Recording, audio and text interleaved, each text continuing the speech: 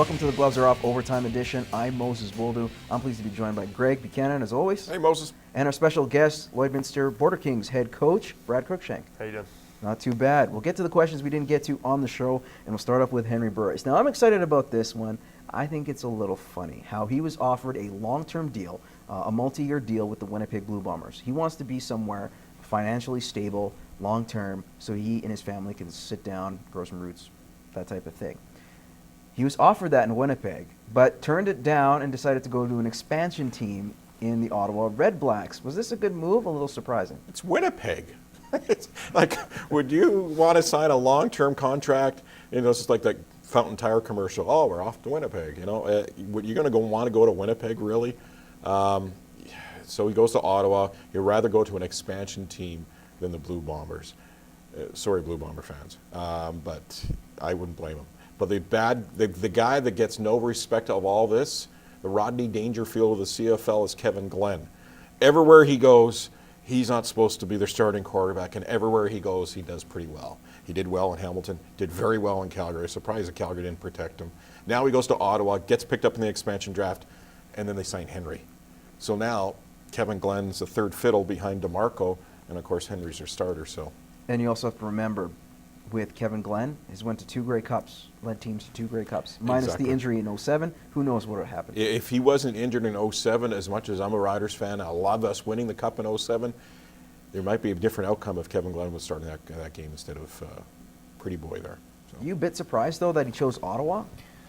Not really. I mean, you got to look at it from a family standpoint, I guess, and I think that's probably the biggest decision. I can only, kind of relate. Just, I had a brief 12-year, career in the States in the minors, and then a little bit over in Europe, and those decisions towards the end of your career are different than, at the start of your career. At the start of your career, you're kind of looking for the quickest track and the best way to make the most money and where you're going to be, where you're going to win and stuff like that. And sometimes when you're looking to settle down and plant your roots and then get your family, who knows how old his kids are, and does he want them going to school in Winnipeg, or does he want them going to school and living in Ottawa for the next 5 to 10 years, and maybe they stay there forever, who knows. So I'm sure that had a lot to do with it, and his wife probably had a big say in it as well. I'm sure Ottawa has its perks, much more beautiful, scenic-wise.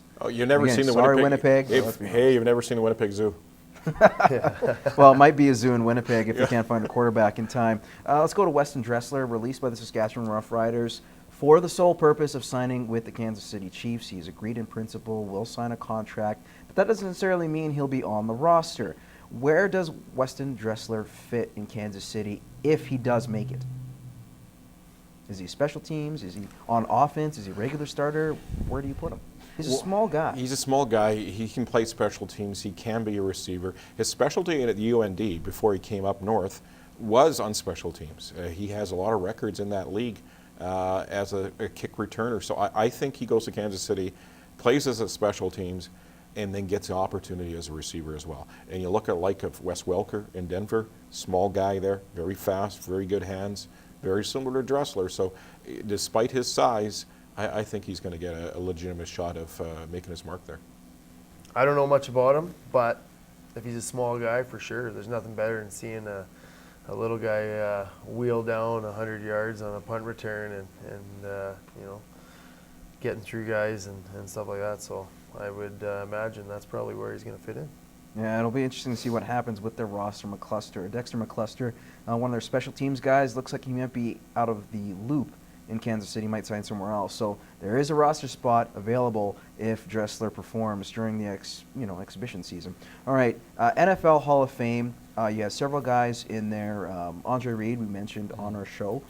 Great guy, Buffalo finally making it. You had a lot of guys like Michael Strahan making it, Derek Brooks, a lot of first-time guys.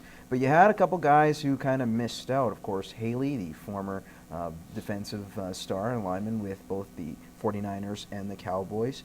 You had guys like Marvin Harrison, a receiver for the Indianapolis Colts during Peyton Manning's prime years or during the heyday for Indy. Was there a name that surprised you, or do you feel like in terms of the guys you have, they're pretty good? I think Haley is, I remember him, he was a dominant linebacker for Dallas. He won 5 Super Bowls with the 49ers and the Cowboys. Interesting thing, he only went to 5 Pro Bowls. As being as dominant as he was, again, Pro Bowls voted on by sometimes the reporters. Hall of Fame is voted on by reporters. And he was very arrogant and didn't get along with the reporters very well. So you kind of think that probably had something to do with the reason why he's not in the Hall of Fame. Yeah, that makes sense. I mean, there can't be too many other reasons. Or a guy is a dominant player and wins, 5 Super Bowls, and then, like you say, 4 Pro Bowl, appearances, and not make the Hall of Fame. So you got to wonder if the process is right, and I don't know if they have. How much that argument comes up is should someone else be picking the Hall of Fame picks than the media. All right, guys. Well, we're going to have to leave it there. Thanks a lot. I appreciate you coming on. Thank you for joining us on the OT version of Gloves. Please tune in every 7:30 CITL on Tuesday night. Come back here on the page and then watch us ramble on even more. We thank you for joining us, and we will see you in 7 days.